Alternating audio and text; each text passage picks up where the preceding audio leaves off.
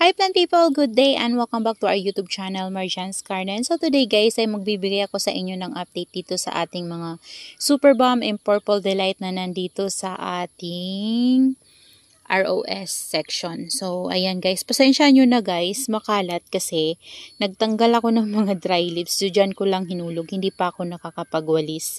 And also, gusto ko lang i-share sa inyo guys, yung mga ano natin, no, ang daming mga flower, yung ating mga aloes, lalo na yung malaki kong aloes guys, ayun no, napakarami niyang bulaklak. Sobra. Ayan, so hinahayaan ko lang muna kasi nagagandaan ako, napakarami niyang flower, pero tinatanggal ko yan guys. So, kapag na ano na yung mga flower niya, tatanggalin ko na yan.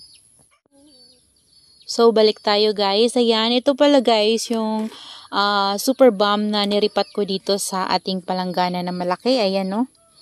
Yan. And tama lang din naman guys yung lalim nito compare sa mga ganyan na pot, diba? Matatangkad talaga siya. So yung soil niya is malalim. So ito hindi naman siya gaano, pero ang kaibahan lang nito sa kanya guys ay malapad to. Ayan. Pero marami naman silang nakatanim kaya okay lang yan guys. So kulang pa nga siya ng isa dito. Ayan, pero wala pa akong mailagay kaya hayaan ko muna yan. Kapag medyo may matangkad na dito at pwede na nating katan, pwede ko yung kuhanan ng cuttings guys. So ayan guys, okay naman itong ating Super Bomb na niripat dito sa palanggana natin. Ayan. Ang ganda pa rin niya. Tapos yung mga lipropa natin dyan, ayan, buhay na buhay sila guys. Yan, kapag lumaki yan guys, lalo pa tong kakapal. Lalo na yung mga babies niyan guys, kapag lumaki na, lalo tong kakapal na ano na to. So gusto ko kasi guys yung mga clumping na mga ganito. So, sobrang favorite ko kasi itong ating Super Bomb tsaka Purple Delight. Kasi yung color talaga nila guys ay napakaganda para silang mga rosas. Ayan. So gustong gusto ko yung mga purple. Ayan. So dito naman, ito yung ating malaking Super Bomb. So, ayan siya guys. Meron din siya mga lipropa dyan. Tapos may mga babies na tumubo sa puno. Ayan. So, ito, iba naman yung itsura nito guys. So, sa ngayon, di ko alam. Siguro may time talaga na nagiging ganyan yung itsura nila. Parang nagko-close siya guys. Ayan o. Dahil nga mataba siya. So, ganyan. Hindi siya yung talagang bukang-buka. Kasi kung ano guys, di ba mapapansin nyo si Super Bomb ay yung mukha niya talaga ay yung open na open. Ayan, parang ganito oh. Ayan, di ba ganyan siya? Ganyan si Super Bomb guys. Kapag open na open. Tapos nag-iiba yung color niya dito guys. Ayan, parang siyang medyo pumuputla. Siguro nasusobrahan siya sa sunlight dito na natatanggap. Ayan oh, ang taba nito. Ayan, ganito dapat yung mukha niya guys oh. Ayan, so pag ganun siya, pabuka. So ito pa close. Yan, pa-close siya. Sobrang taba niya kasi guys. Tapos dito, ito pa yung isa natin na, Super Bomb na malaki. Ayan. So, nabili ko to guys. Kay Ma'am Mercy ating before. Yan, ito. Tsaka ito. And, ayan na siya guys. Yan. Ito parang nakuhanan ko na to ng cuttings.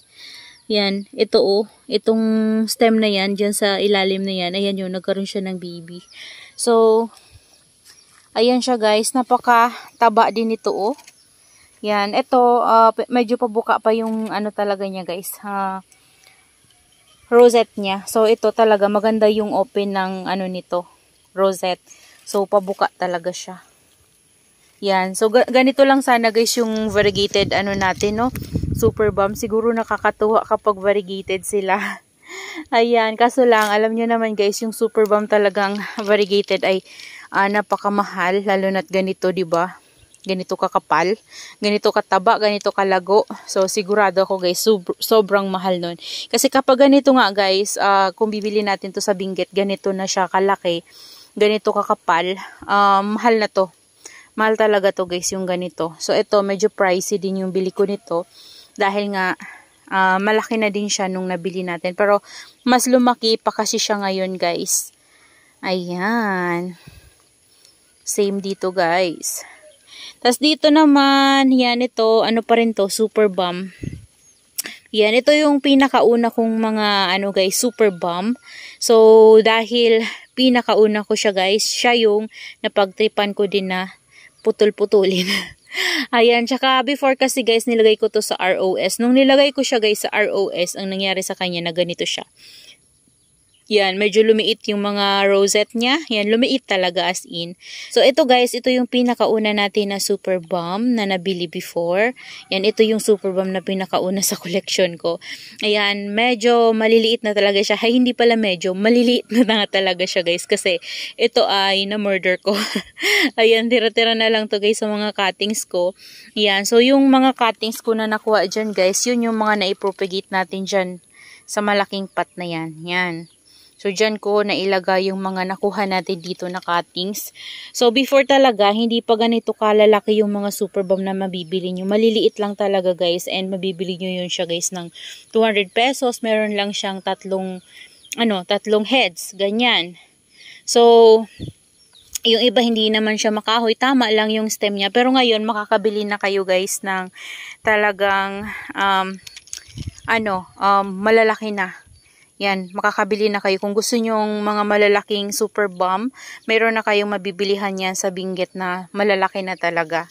Pero nakadepende sa laki guys ng super bomb yung price nila. Ayan. So, ito, mga BBs na lang to guys. Kaya, maliliit pa sila. Pero lalaki din yan guys kapag lumaki na yan. Lalo na yung mga lipropa natin na nandyan. No? Ang dami nilang tumubo sa mga lipropa natin. Kakapal yan lalo. So hahayaan ko lang yan dyan guys. Pero kapag need talaga nito guys ng ripat. Siguro iriripat ko to.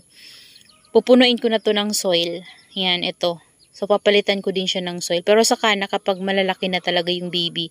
Kapag sobrang maulan, ipapasok ko na lang sa loob para hindi sila ma-overwater. Kasi kapag lusaw na guys yung risal na nilagay natin, may possible na ma-stem rot sila. Kasi yung guys, yung risal na lusaw na talaga, nagiging lupa na siya. Yan. So, hindi na siya fast draining. So, bali kapag nabasa siya, talagang nagstay na doon yung water. Kaya kailangan talagang iripat. Or kung hindi naman, kung ayaw naman nating iripat, pwede naman nating huwag muna siyang paulanan.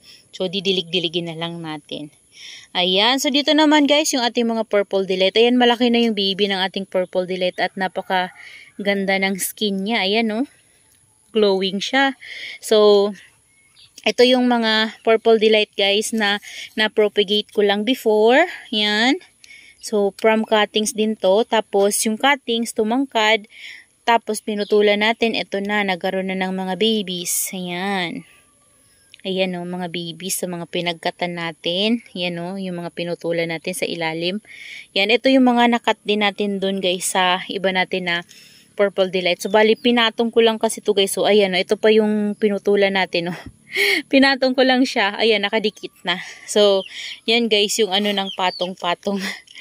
Pag maganda naman kasi guys sa patong-patong, yan, pag katapos yung ikat, pag na-air dry nyo, ipatong nyo lang or kaya pwede naman pagkakat nyo, ilagay nyo na dyan. Basta tuyo yung soil at huwag nyo munang papaulanan. Nabubuhay yan guys. Kahit napatong lang siya. So, mas maganda yung ganun kasi kusang dumidikit yung ugat sa soil. Tapos, kapag umulan man guys ng malakas palagi or naulanan man sila ng sobra-sobra, hindi sila guys madali ma-overwater. Ganon yung pansin ko guys kapag pinapatong lang yung ating mga succulents.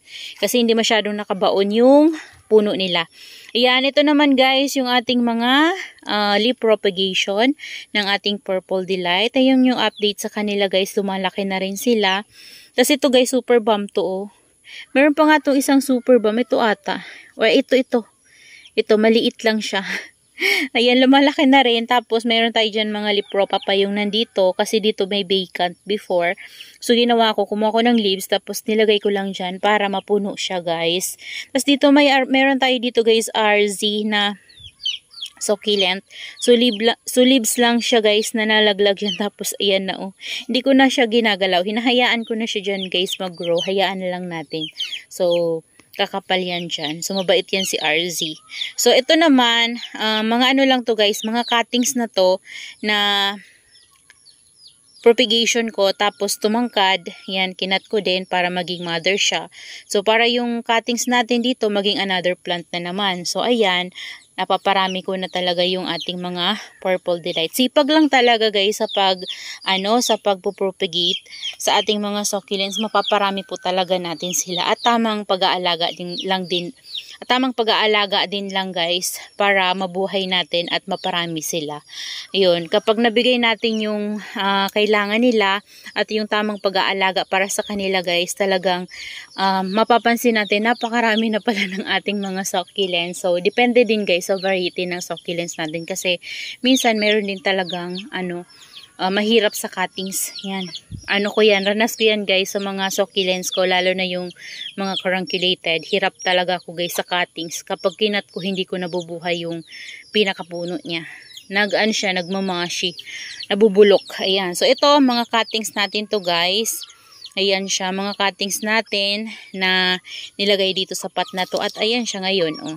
May mga din dyan, leaves na propagate. Ayan, so tumutubo na yung mga leaves natin dyan.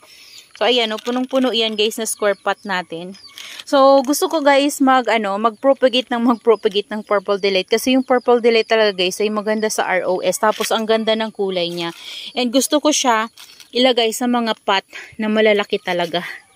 Ayan, so dito cuttings lang din to guys ng Purple Delight. Ang gaan nito guys, so kasi rice hull nga lang yung soil na gamit natin sa kanila, and naglagay lang ako ng toppings na pumice stone. Ayan.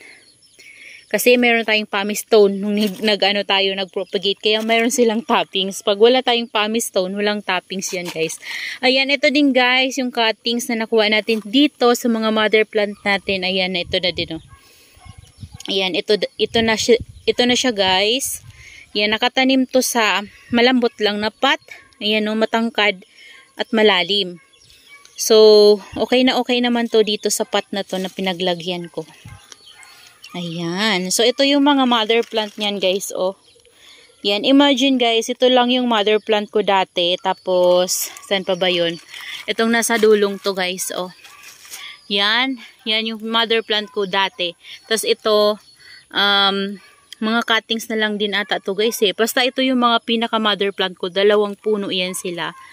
Tapos, ito pa pala guys, yan. So, yung iba na stem rot nung kinat ko, yung pinakamatanda na talaga guys, na stem rot. So, basta, yan sila eh. 2, 3 ata yan sila guys. Yan. Tama lang din yung mga size nila before. Tapos ayan, naparami ko na from leaf propagation. Para mas mabilis talaga guys. Mas mabilis ko silang naparami from cuttings. Ayan. So mas mabilis paramihin yung ating mga Purple Delight from cuttings. So ito din. Ito malaki tong pot na to. As in malaki. Ayan, napakatagal na nito guys. So tingnan nyo, napakadungis na. Ayan, malapit na to sigurong mabulok. So, ito, ang nakatanim dito ay mga matatanda na talaga gaya niyan. So, naglagay na lang din ako ng cuttings. Yan, pinunuan ko siya, guys. Kasi yung ibang mga pinagkuhanan ko ng cuttings dito, yung pinaka-mother natin, guys, namatay na talaga siya, nagmashi. So, hindi niya na siguro kaya. Ayan, bumitaw na siya. So, ayan, basta ito yung pinaka-mother plant natin, guys. Ayan, kung makikita nyo naman, guys, sa stem. So, ito yung mga hindi bumigay na mga mother plant ko. Ayan, meron pang mga pausbong dito. Maliliit pa sila. So, kailangan ko siguro tong diligin kasi kahit na umuulan-ulan dito guys, mahina lang kasi, so hindi sila masyadong nakakainom ng water, kaya mapapayat yung leaves. Ayan, ang dami nito guys. So kapag lumago yan guys at kumapal talaga, yan, lumaki na yung mga babies na yan. Punong-puno na naman itong pot natin na to. Ayan, ito din mga propagation ka na lang from cuttings. So yung cuttings, nung tumangkad, kinat ko. Tapos ayan, mother plant na rin siya. Ito pwede na to guys, sikat to. Ayan, kaso wala pa kasi ako guys pot na paglalagyan. Wala na din akong rice hull ngayon. Kunti na lang yung rice hull ko. Kaya hindi pa ako nangunguha ng cuttings. And magsa-summer na din kasi guys. Baka ma-sunburn lang din yung kukunin kong propagation ng ating Purple Delight. Hindi advisable talaga kapag summer na mag-propagate ng succulents kasi karamihan sa kanila ay nasa sunburn. Yan yung nangyari sa akin last year guys. Ayan, marami akong Purple Delight na propagate pero na sunburn. So, dito, ito pala guys, oh, ang ganda din ng color nito. Yan, di ba ang kulay niya? Tingnan nyo, oh. Pero, ang sabi sa akin nito ni Ma'am Jen, na main ko kasi ito sa kanya is, ang ano nito guys, ang ID nito ay Mutant Gypsy. Ayan. White Gypsy. Itong ating succulents na to guys. Ayan. So, ngayon, di ko alam kung bakit naging purple na siya. Yan, same na yung color niya sa Purple Delight. Yan, dito may propagation din tayo ng charan, ghost plant. Yan yung ghost plant natin. Ito, propagation lang din to guys ng ghost plant. Si Aaron P, ayan si Aaron P na may claret. Ayan, ito claret to. Oh. Kilala ko talaga si claret. Pero magkahawig sila ni Aaron P. Pero mas nagiging pink si claret guys sa personal. Ayan, ito nilabas ko na to dito guys, yung propagation natin ng suyon. Ayan, yung cluster suyon natin. Tapos yung mother plant ng suyon. Tapos ito, ewan ko nakalimutan ko, Dream Fantasy ata to guys. Ayan siya. Tapos ito yung cluster natin na suyon dati. Ayan siya guys, so lumalaki na sila. Hinayaan ko na lang yan siya dyan. So ito yung ano ng manok. Ayan, ito na, nadurog na guys, oh. Nadurog na. Ito yung nasira guys to ng manok. Tingnan nyo naman, oh.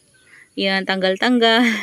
Yan, hinahayaan ko na lang kasi nakapatong lang naman yan siya guys. Hindi yan siya ma-stem rot kapag umulan. So, hayaan lang natin yan dyan mag-grow. Kapag umugat na yan, nakadikit na yan, wala na tayong problema. So, yung iba dito na babies, yan na guys. Ayan, ang mga natanggal na yan. Yan, halos karamihan dyan guys nanggaling dito. Yan, nung niliparan ng manok, yan ang nangyari sa kanila. Nagsitanggalan. Ayan, so yung iba nakalbo. Ayan, so yan guys, yung ating isang pot na malaki. As in malaki yan guys na pot na yan, oh. Yan, malaki yan. So, yan guys, yung update sa ating mga Purple Delight dito. Aantayin ko na lang guys na lumago yung mga mother plant natin. Lumaki yung mga babies, tumaba, para lumago talaga as in maging cluster sila ulit. Ayan guys, yung ating Purple Delight and Super Bomb dito guys sa, ano na to, side na to. So, mas maganda sila guys dito sa side na to kasi alam ko, kasi before, kapag ganitong magsa-summer na guys, ay yung color ng ating Purple Delight at saka ng Super Bomb ay nagbabago talaga guys, as in namumutla kasi sobra yung sunlight na nakukuha nila. So ngayon, medyo okay pa sila guys kasi dito, hanggang dito na guys yung init na nakukuha nila, parang half na. Kaya yung ano natin dito namumutla. So gusto nila guys, yung area na paglalagyan natin sa kanila, mainit pero shaded.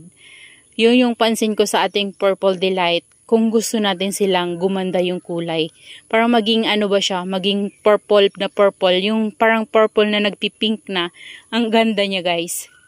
Ayan. So, meron din pala tayo ditong isa pa na kakulay niya. Ito yung ating Murasaki. Ayan. Yan, dito ko na guys nilagay yung ating Murasaki. Ayan, gusto ko magparami din ng Murasaki kasi kamukha niya si Super Bomb. So, ito yung hybrid ata to guys ng Super Bomb. Basta, ang ganda niya guys. Hindi ko lang alam kung hybrid siya ng Super Bomb or baka nanggaling to sa Super Bomb nga. So, hindi ako nag-search. Pero, ang ganda po talaga nitong ating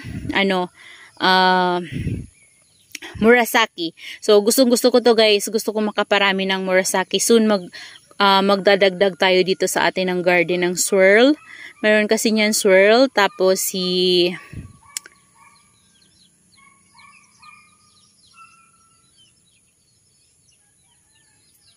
swirl kasi guys, kamukha siya ni Murasaki. Hindi ko lang sure kung iisa lang ba sila or magkaiba, pero meron kasi ako niya nakikita swirl. Murasaki swirl, tapos meron ding peach snow. Ayan, yung peach snow din kamukha din nila guys.